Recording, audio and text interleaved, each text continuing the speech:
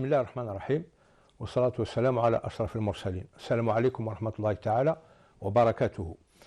Aujourd'hui, la veille de la bataille majeure de Badr, qui a eu lieu le 17 Ramadan, du mois de Ramadan de la deuxième année de l'Hégire, nous allons parler un peu de ce qu'on appelle, soit dans le monde musulman, soit dans le monde occidental, les batailles décisives, c'est-à-dire les batailles qui ont eu un impact remarquable sur le devenir de l'histoire et de l'humanité. Bon, évidemment, les batailles décisives dans le monde occidental, ça ne nous concerne pas directement, mais nous allons dire quelques mots sur les batailles décisives qui ont eu lieu dans le monde musulman, de et par les musulmans.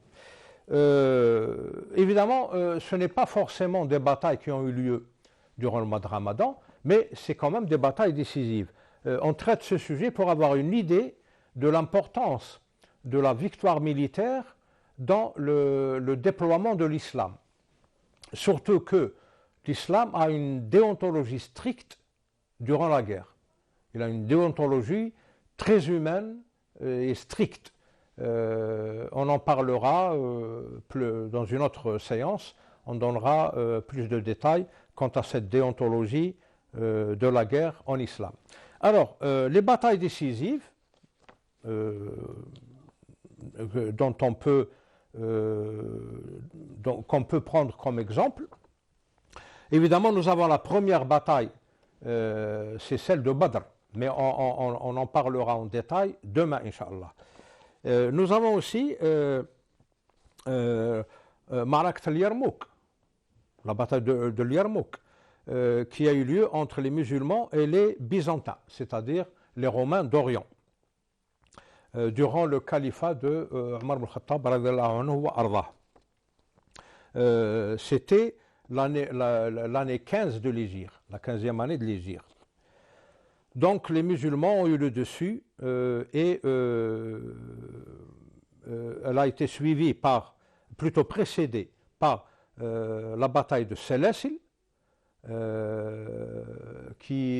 durant laquelle les musulmans ont eu le dessus face aux Perses. C'était la 12e année, l'année 12 de l'Hégire.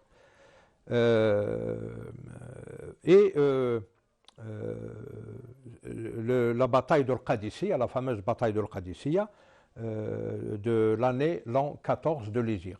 Ça, c'est des batailles décisives qui ont pratiquement marqué la fin des empires byzantins et perses.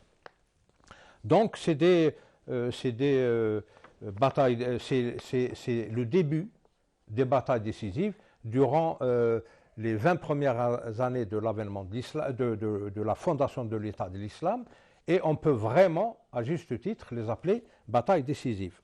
Une autre bataille, c'est la bataille de Wadi Lekka, qui a eu lieu entre les musulmans, à leur tête Tariq ibn Ziyad, le nord-africain, et les Goths, les Goths, qui occupaient la péninsule ibérique. C'était l'année 92 de l'Hégire.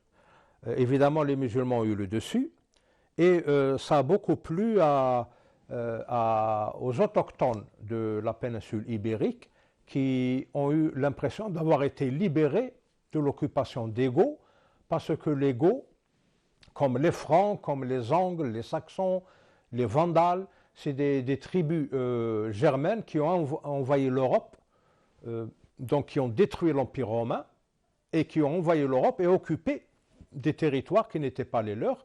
Et évidemment, ils ont imposé leur loi. Nous avons une bataille que malheureusement les musulmans ont perdue, peut-être parce qu'ils n'avaient pas de raison de le faire, de faire cette bataille. C'est la fameuse bataille de Poitiers, durant laquelle les musulmans,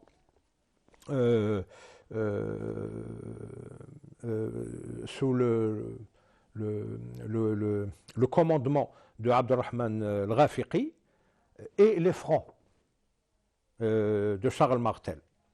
Donc c'était à côté de la ville de Poitiers, dans le sud de la France, Et ce n'était pas une bataille vraiment virulente parce que aujourd'hui, les descendants des morts, donc des Arabes, des Fatihines qui ont participé à cette bataille, existent toujours. Il y a un patronyme, M-A-U-R-E, mort, à Poitiers. Donc c'est les descendants de ces morts qui ont été arrêtés à Poitiers. Mais on ne peut pas dire que ces combattants musulmans ont été écrasés ou annihilés, etc. Donc c'est une bataille qui n'a pas beaucoup de sens pour les musulmans, mais que les Francs de l'époque en temps réel et les Français d'aujourd'hui utilisent avec beaucoup de fierté, etc., surtout dans leur historiographie, dans leur manuel scolaire, etc. Nous avons la bataille de Zallaqa, près du Portugal.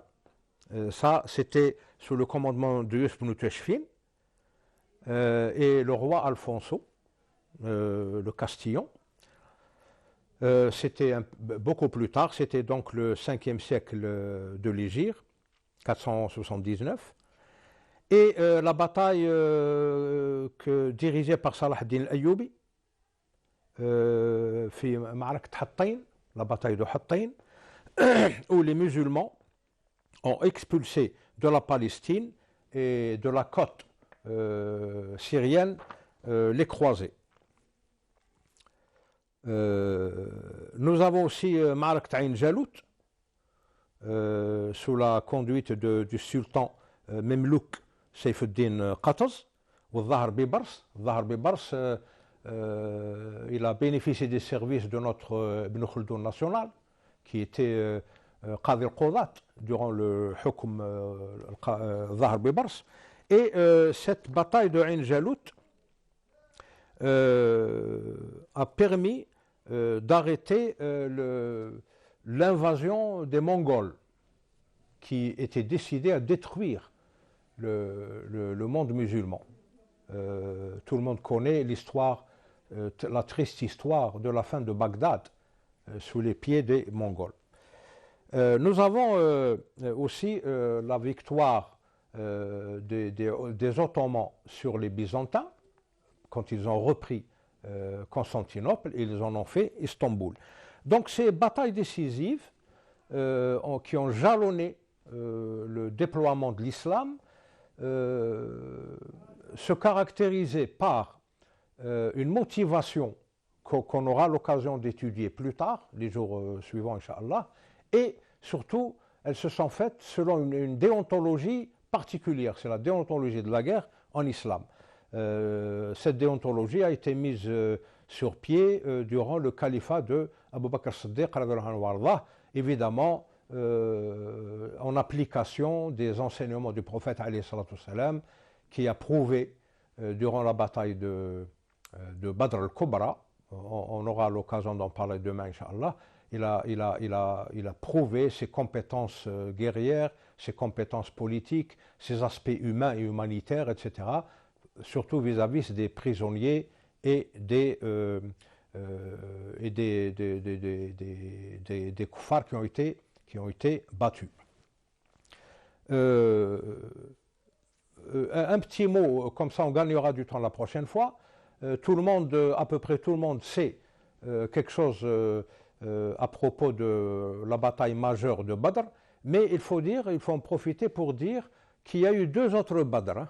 Badr al-Oula, qu'on appelle Sora, et Badr al-Thaniya. Badr al-Oula a eu lieu durant le mois de Rabi' al-Awwal, la deuxième année de l'Hégire, donc avant la grande bataille majeure de Badr, du 17 Ramadan.